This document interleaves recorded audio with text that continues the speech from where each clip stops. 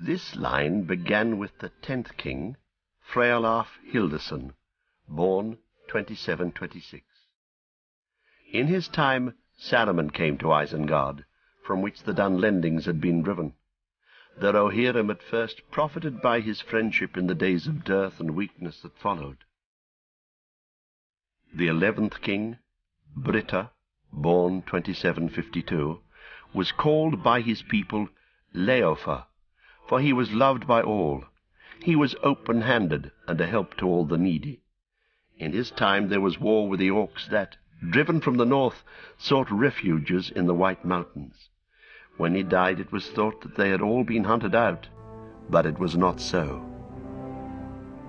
The 12th king, Walda, born 2780, was king only 9 years. He was slain with all his companions when they were trapped by orcs, as they rode by mountain paths from Dunharrow.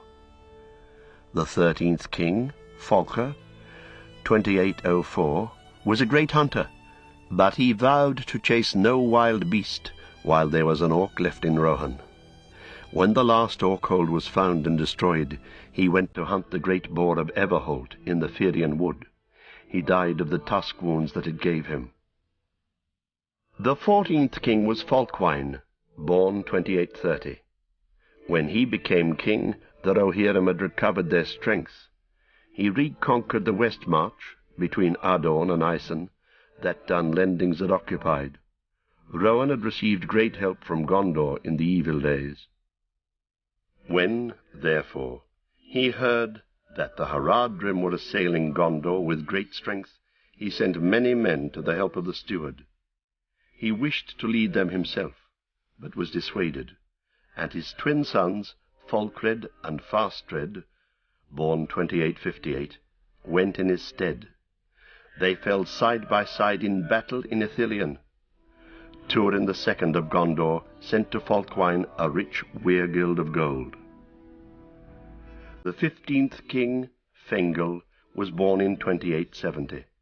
He was the 3rd son and 4th child of Falkwine. He is not remembered with praise. He was greedy of food and of gold, and at strife with his marshals and with his children.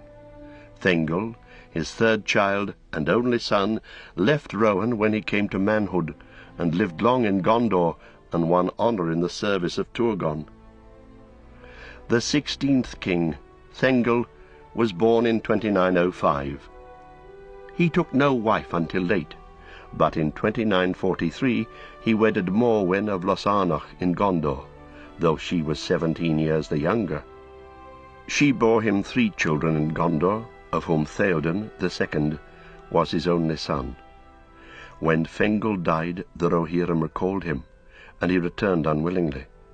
But he proved a good and a wise king, though the speech of Gondor was used in his house, and not all men thought that good.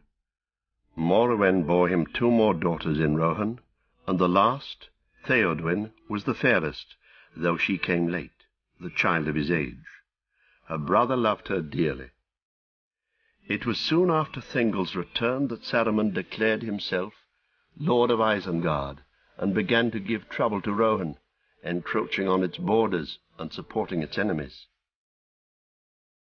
The 17th king was Theoden, born in 2948. He is called Theoden Ednir in the lore of Rohan, for he fell into a decline under the spells of Saruman, but was healed by Gandalf, and in the last year of his life arose and led his men to victory at the Hornburg, and soon after to the fields of Pelennor, the greatest battle of the age. He fell before the gates of Mundburg. For a while he rested in the land of his birth, among the dead kings of Gondor, but was brought back and laid in the 8th mound of his line at Edoras. Then a new line was begun.